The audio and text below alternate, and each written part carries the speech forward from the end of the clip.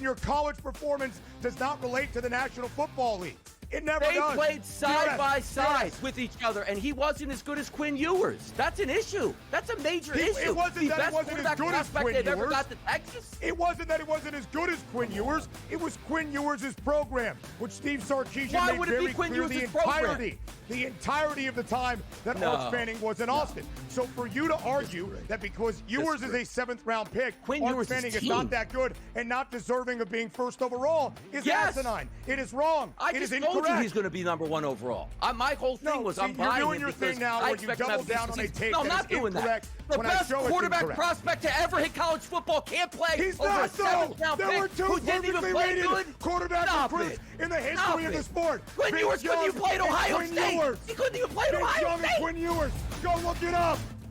The Early Line, only on SportsGrid. We're going to go through every single thing, and I've got a great team behind me that's going to help me get the job done. I want this to be the place that people come to. There is going to be an energy to game time decisions that you will feel night in and night out. We are going to hit every single one of those markets that you need to know about. We will have everything at our disposal, and we will use that to our advantage. There is not going to be a better place, I promise you, than Game Time Decisions. I'm Kevin Walsh. Tune in to Game Time Decisions weekdays on SportsGrid.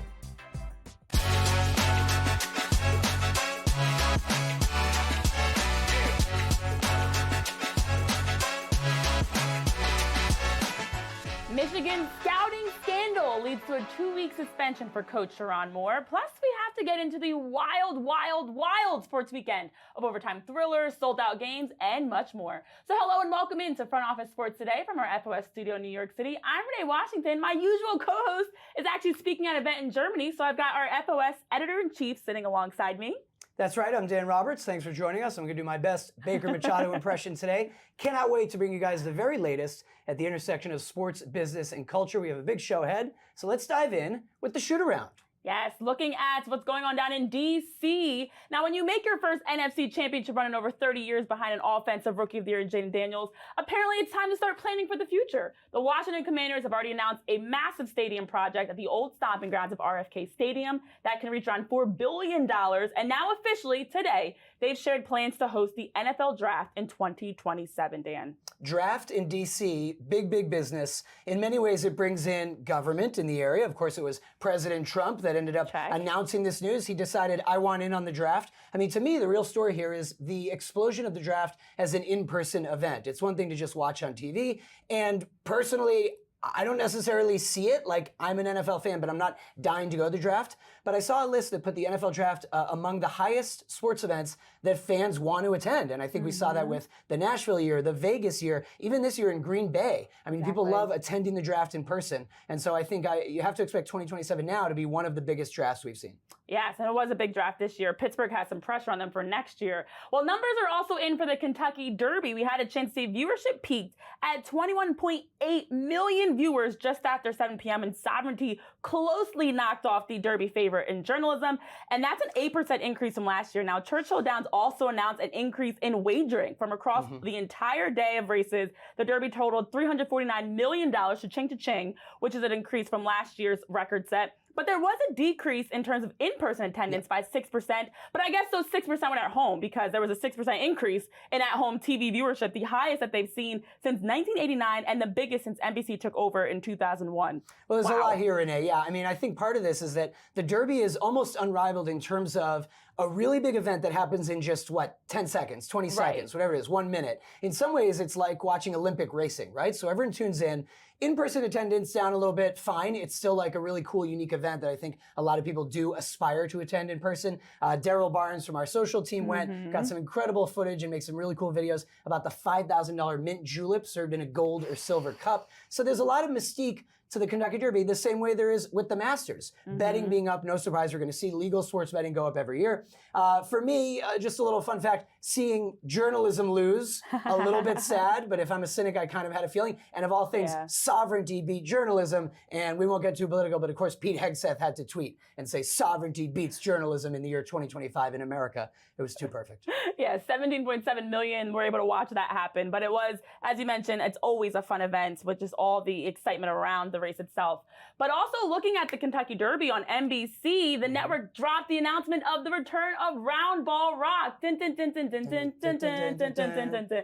That anthem played back in 1990 to 2002 on the network. Huge childhood moments just brought back. And NBC Sports also announced with this past week that they have in their 11-year, $76 billion deal they're going to be rolling out in October. They're going to be rolling out the emergence of Carmelo Anthony as an analyst in studio. We've been seeing the Hall of Famer get more involved in podcasts, more involved in media, and now taking his talents to NBC Sports.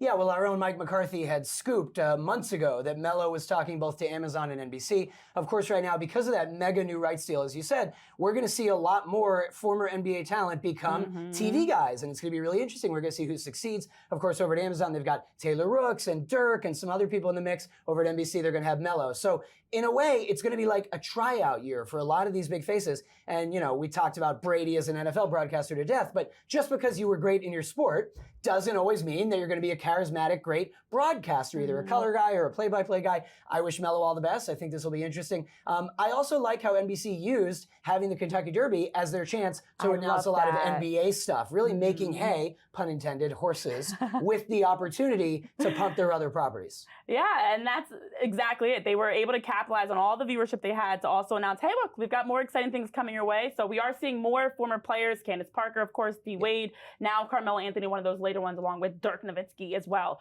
Well, on the college side, second-year Michigan football head coach Sharon Moore is suspended for 2 weeks this upcoming season for his role in the Wolverines' 2023 scouting scandal. So let's take a look at that in our main event. Now, we heard the details. It's been an investigation going on for quite a while now, Dan, of the 52 alleged text messages that Moore deleted, the involvement in staffer Connor Stalions' scandal of just the video footage where they were recording and stealing plays and implicating, or having, I should say, an opportunity to steal plays and then directly rolling it out. And we now finally seen this investigation come to somewhat of a head with a self-imposed sanction that the university has been putting in place, where he's not going to miss weeks 1 and 2. He's not missing when he go up against high-profile non-conference game at Oklahoma or against his alma mater. He's missing weeks 3 and 4, and he's not going to be involved in any practices or anything else football-related through those 2 weeks. Yeah, you said, I think this is the culmination, or I think if you're a Michigan hater, there's not much closure here, or I don't know if this is very satisfying to you. It's self-imposed, as you said, weeks 3 and 4. You got Nebraska in there, which should probably be a good game. The other one is like Central Michigan. I mean, I don't think they're going to miss him, or at least they'll probably be fine without him.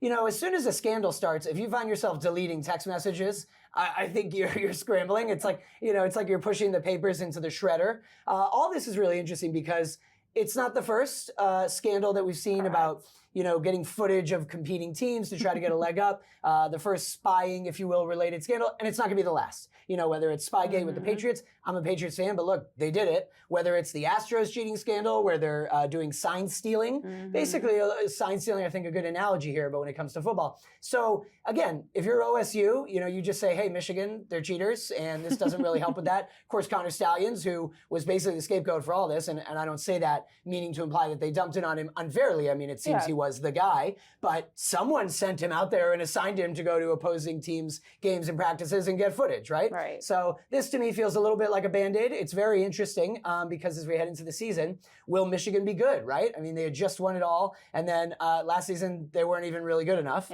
in his first year as head coach. So a lot of pressure on them. Of course, also Michigan, interesting to us at FOS, from an NIL angle. We've covered how Larry Ellison, of all people, the billionaire Oracle founder, has given millions to the school, and he didn't even go there, but his girlfriend did. I'm sorry, his wife did. Yeah.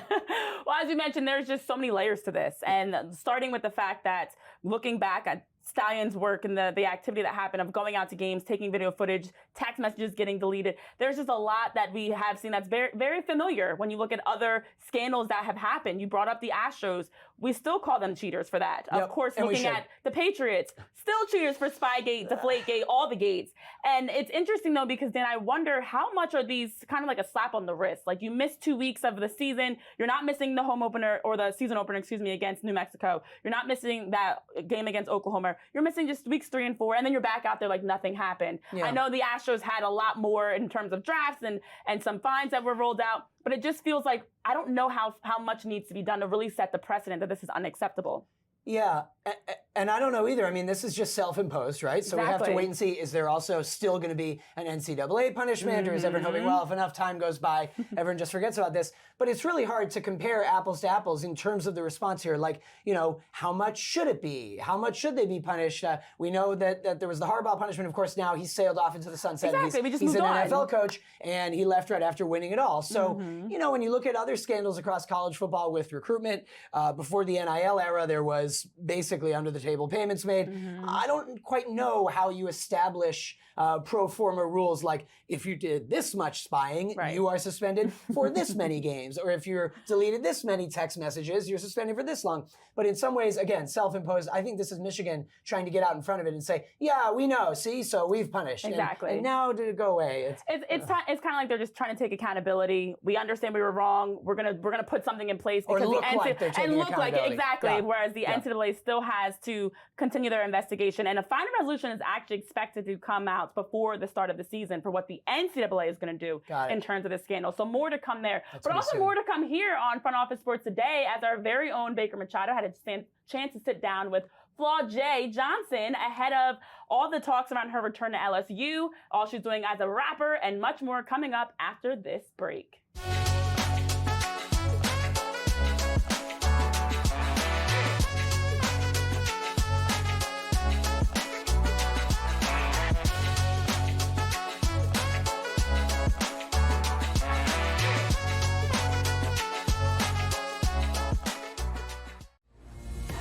Cosmo was supposed to fight Ciaran Clark, but he had to pull off injury. You get the call. You get to go in there. What was it like for you when you got that call, jumping in there and be part of this bantamweight tournament on short notice? Terrifying, man. You know, 2 weeks notice against a stud, but I've been preparing my whole life for it, and I couldn't say no to the opportunity, and, you know, saw what happened. I came in there and kind of shocked the world. Not kind of, I did. Only on SportsGrid. Malaysia Fawali, who you guys know I am a huge fan, has decided to switch allegiances and stay in league. And now she's going to go play for Kim Mulkey. Her, Flau'jae Johnson in the backcourt. It's going to be interesting to watch. You wonder sometimes with roster construction, maybe too much is not too good. Betting above the rim. Only on SportsGrid. We know your other brother Marv did the Knicks forever, but you've done just about every team in the league. You did Ames, you did Dr. J games. But after 45 years in this crazy business, people kept telling me, you gotta write a book. So I did, and here it is. Pharrell, Coast to Coast. Only on SportsGrid. Two guys that can do it all. Too much electricity this morning. This is a good time. We're having a lot of fun. I had to do a triple take. Ka-ching! Why? Because of parity. I didn't mean to offend. Yeah, it's not going to happen. Load management is a dirty word. Let him rip. You know what? Circumstances provide the results. What? How do you do this once? Oh, Donnie, you got such a good show there. A network that is booming. The Early Line. Only on SportsGrid.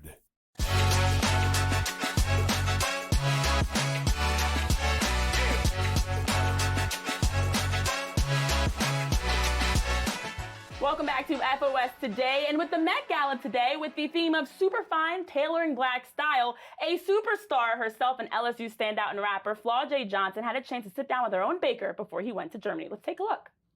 Joining us in our Front Office Sports Today studio here in New York City, I'm so excited to have a superstar on the basketball court and, of course, in the music industry as well, Flau'jae Johnson. Flau'jae, thank you so much for joining us. Thank you for having me. So we'll talk a little bit about your music, your album, and you being on tour and a bunch of stuff here in just a moment. But I want to start, obviously, with the basketball questions. You are returning to college again for your final year.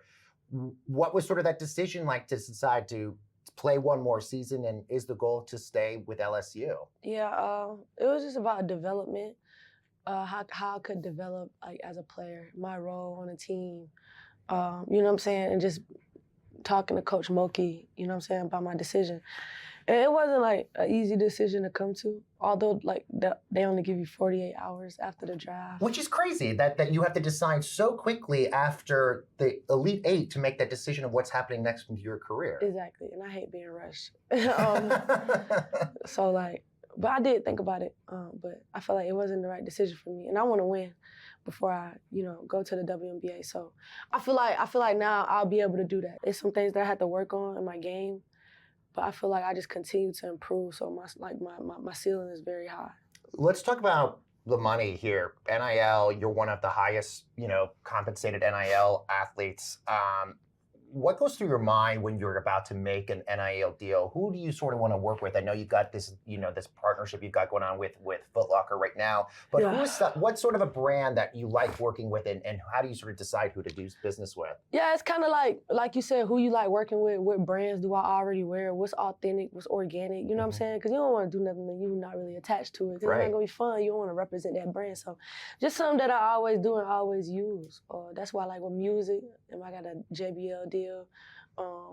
I got a deal with JBL, shoe deal, Puma, and I got a lot of different deals of stuff that I really like to do. One deal I want is like DoorDash, because like DoorDash is killing me.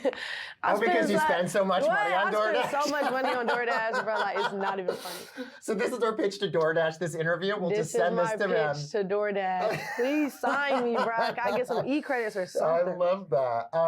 And in terms of sort of your very diverse portfolio, I mean, you've helped out your family members. You've bought a lot of property.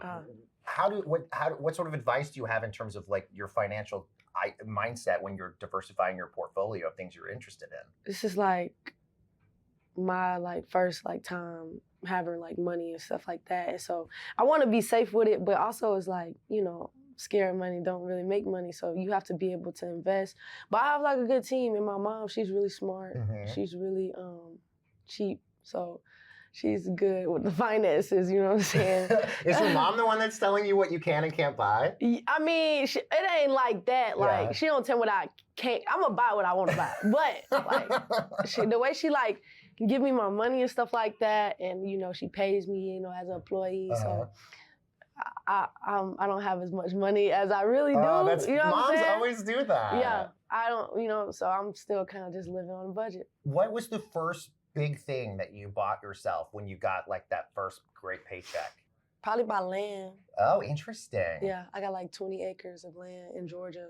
So that was a big purchase. That was the biggest purchase. Yeah. Interesting. A lot of people are like, no, I'm buying a car, I'm buying a bag. Good for you. Property value is going up. It's going up. And cars, they don't have. I would have been still driving my Jeep.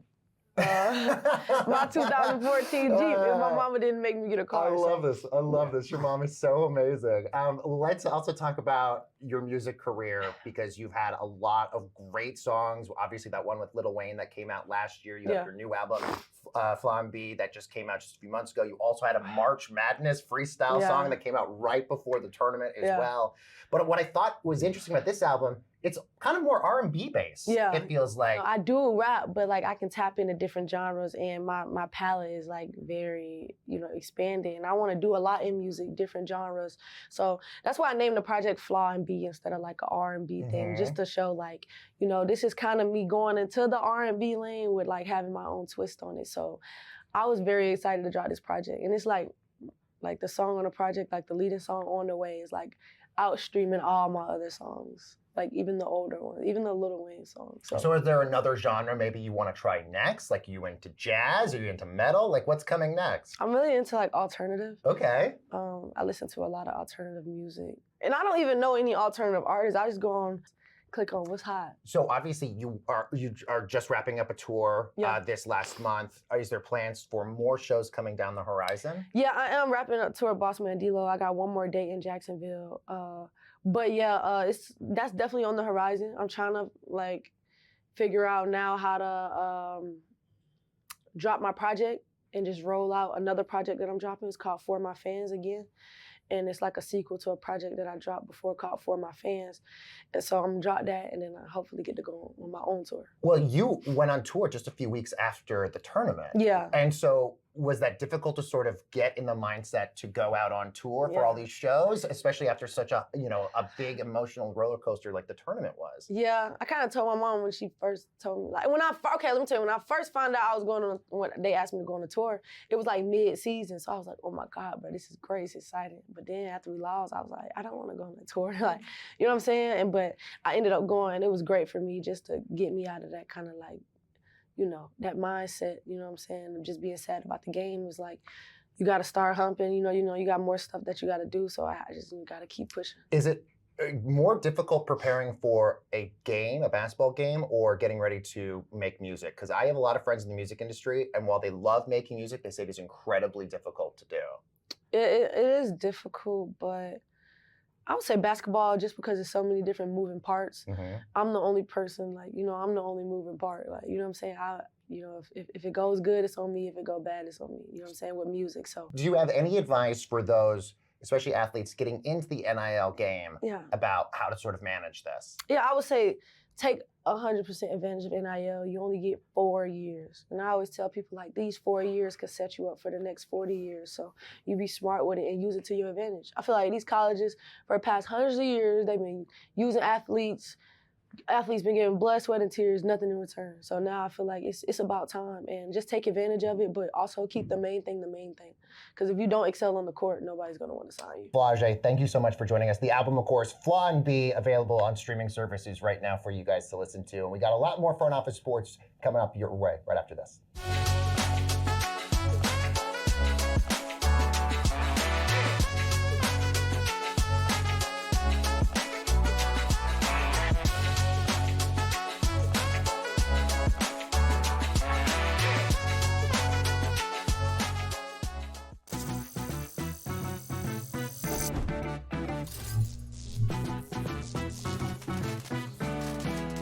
Did you know sportsbooks tend to draw up tighter bet lines for events that get even more bettors, like championship games or major matchups? My tip, try betting on less popular sports. You might have a better shot at beating those odds.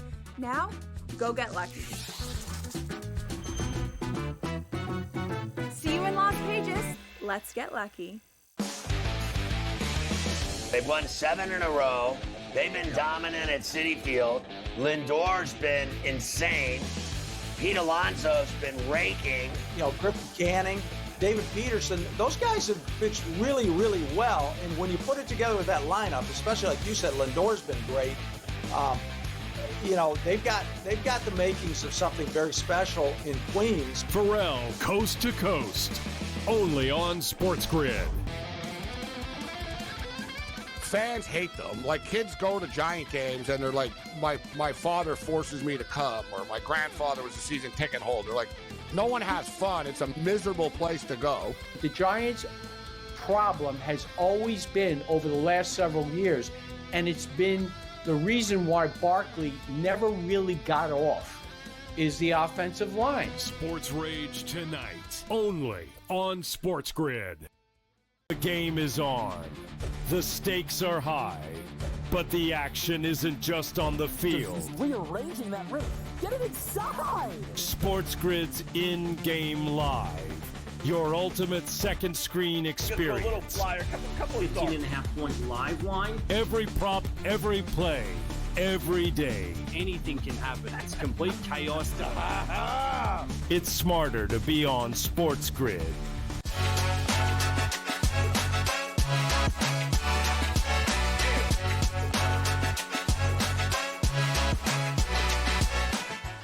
Welcome back to Front Office Sports today. And with our mini sports equinox this past weekend, let's get into a little bit of shocked or not, Dan. Some fun we'll have here, starting over the WNBA, because the preseason games had the opportunity to go back to some alma maters for players, including the Indiana Fever facing off against Brazil and going back to Carver Hawkeye Stadium, where they sold out nearly 15,000 people that were in attendance. Those tickets sold out in just under 30 minutes, and they were loud. We saw Brazil wanting autographs from Caitlin Clark. We saw the fans all into it. On the other side for Chicago, with Haley Van Lith, Camila Cardoso, and Angel Reese returned back to LSU, about 50% capacity that was filled. Are you shocked or not by this? Not shocked that Caitlin draws such enormous crowds. We have some great footage on our FOS socials of the people waiting outside to get in. I mean, all eyes right now on Caitlin Clark. Shocked a little bit that you didn't see the same numbers for the LSU bring back. By the way, just love that they go play at their alma maters. I think that's a really cool thing. Our women's sports reporter, Annie Costable, had a very cool story about the process there and how this came about. But I am a little surprised when you look at the momentum for the league. Again, it's just preseason, but you would like to see sellout crowds as a positive indicator that the league is going to have the same buzz right now as it did last year. And as I have said, last year was this incredible breakout year for the WNBA. As a result, though, the pressure is that much higher. The bar is that much higher. Now, again, it's just preseason. But once we get to the regular season, I would like to see all the teams getting these kind of record crowds. No surprise that Caitlin does, but it can't just be that only Caitlin sells big tickets. Exactly. And love seeing Notre Dame, LSU, Iowa have that chance to bridge the gap between the college fans and the WNBA fans. Really Let's cool. hope it continues. Let's also hope that things continue with great attendance in Major League Baseball because they had their best number of attendance in the month of April since 2017. Now, for the first full month of the league, we saw increases. Of course, the Dodgers, Shohei Ohtani and the Dodgers led the league in attendance, but teams like Juan Soto and the Mets, they were up 56%. We also saw just the average viewership just around 27,200 average attendance, So when you look at these numbers, Dan, are you shocked or not that Major League Baseball has had that increase? Shocked or not? Shocked a little bit, but delighted. Baseball is back. I think this is a great story. You know, MLB has made a lot of changes to the game, pace of play, pitch clock, things that maybe were controversial at the beginning, and now you got to hand it to Rob Manfred. I know he might not be the most popular commissioner, but a lot of this stuff has worked. The games are faster. I just went to a Red Sox game 2 days ago in Boston, and we were struck by how quick the game moves and that pitch clock. I mean, suddenly it's like blink, and it's the 7th inning stretch already. So that has worked. I love that the interest is back in baseball. I mean, as a sports business reporter, like for years, the narrative around MLB was it's losing ground to the NFL and to the fast-rising social media league, the NBA. And it's not America's pastime anymore. But now, love seeing baseball back with a vengeance. Now, of course, the Dodgers and Mets have the best attendance. They also have the most money, and when you have the money, you buy the best players, and you get butts in seats. Well, also some of the losing clubs have been getting great attendance as well, but it is good to see the league is on track to possibly have the 3rd straight increase in terms of attendance, which would be like the first time that's happened ever. Excellent. But also something that we've seen, Game 7s this past weekend in the NBA and in the NHL. Now, one of those Game 7s, that double overtime thrilling win. The Jets Blues was insane. Some history. That's a 3rd longest Game 7 we've ever seen, but also some history as the 2nd time ever that a city had 2 teams in 2 different leagues playing in the same day in a Game 7. So you had in Denver, the Avalanche and the Nuggets. Are you shocked or not by that historic fun fact? Shocked. Yeah, I'm surprised that hasn't happened more times. Now, of course, you would think, A, that it would have happened more, and B, that it would be in perennial contender cities. That's like true. If you said to me off the top of your head, how many times do you think one city has had dueling Game 7s, both home teams on the same night, and what cities would you think? I would think it's happened more often, and I would think it would be like Boston, LA, maybe Philly is in there, New York, but instead Denver, the 2nd to do it. So that's pretty cool. And of course, the finish of that Winnipeg Jets game, just incredible. Oh, beautiful. Chef's kiss. All right, let's see what's bubbling over at the FOS water cooler. Now, Dan, LASIK has been offering free surgery to officials and umps, and they're actually taking it. There's been about 10 different refs that have already taken the free LASIK surgery, about $5,000 procedures, and we've been seeing them trolling officials and umps, and I love the way that they are just taking this and running with it. Yeah, really fun FOS story from over the weekend by Margaret Fleming. LASIK, which really, the LASIK is the procedure itself. Like, there's not a LASIK company, but then there's a number of different providers, and for months, they've been, as you said, trolling refs. I mean, the old joke is like, get your eyes checked, ref, what is that call? And so they're saying, want to get your eyes checked? You can get free LASIK. Correct. Margaret actually just dove into this, went down the rabbit hole, and more than 10 refs or umps have taken it. Now, they wouldn't tell us in which sports, but you got to assume some of those people are in baseball. Yes. Love this story, think it's so funny, really recommend everyone read it. I mean, if you're a referee, you say, yeah, I'll get free LASIK. Yeah, and I love that my Phillies were in the center of that as well with JT Realmuto's strike call. Coming up tomorrow on Front Office Sports Today, Baker joins us from Germany as he's doing an interview on the impact of AI on sports. And we've got a great interview coming right from here in studio as Hulk Hogan, Eric Bischoff, and Izzy Martinez join us to talk about real American freestyle. All that tomorrow, so we look forward to seeing you then here on Front Office Sports Today.